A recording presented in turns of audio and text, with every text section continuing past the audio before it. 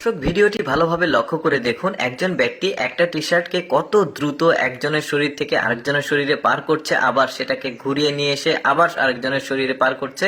এটা কতটা বুদ্ধি খাটিয়ে কাজ করতে হয়েছে। এরকম বুদ্ধি খাটিয়ে কাজ করা অনেক কিছু দেখায় আপনাদেরকে। যেমন এটা দেখুন, ছাতাটা লাগিয়েছে, উপরে ময়লাটা পরিষ্কার করছে, তারপরে দেখুন একটা গ্লাস থেকে আরেকটা গ্লাসে দুধ ট্রান্সফার করার সময় এভাবে পড়ে যায়। তো আপনি এটা করবেন না, আপনি যে বুদ্ধিটা করবেন একদম সহজ উপায় দেখুন, এই যে একটা স্পুন ব্যবহার করবেন, কত চমৎকার ভাবে গ্লাস থেকে দুধ ট্রান্সফার হলো। দেখুন, শুয়ে সুতা পরাতে কিন্তু অনেকটাই কষ্ট করতে হয়, যাদের চোখের সমস্যা তাদেরও হয়।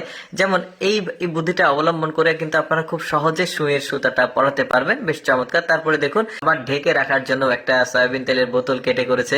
এই চুলাটার আবার তিনটা পার্ট, মাঝখানের পার্ট দিয়ে খড়ি দেওয়া হয়, ওই পাশের পার্ট দিয়ে কিন্তু আবার রান্না হয়, আর নিচের পার্ট দিয়ে ছাই বের করা হয়। কতটা বুদ্ধি খাটিয়ে কাজটা করেছে দেখুন। তারপরে দেখুন, এগুলো ওয়ান টাইম যে মানে কাপ রয়েছে কফি খাওয়া বা চা খাওয়া, এগুলোকে একত্রিত করে স্ট্যাপলার পিন দিয়ে লাগিয়ে এরকম দুইটা পার্ট করেছে, তারপরে দুইটাকে একত্রিত করে বলের মতো করেছে। তারপরে দেখুন, এর ভেতরে লাইট সেট করেছে। এখন চমৎকার লাগবে বিভিন্ন উৎসবে, কিন্তু এই ধরনের আসলে জিনিসগুলো করলে বাচ্চারা কিন্তু খুশি হবে, দেখতে বেশ চমৎকার লাগছে। এবার প্রয়োজনীয় একটা জিনিস দেখাই, দেখুন কতটা বুদ্ধি খাটিয়ে কাজটা করতে হয়েছে।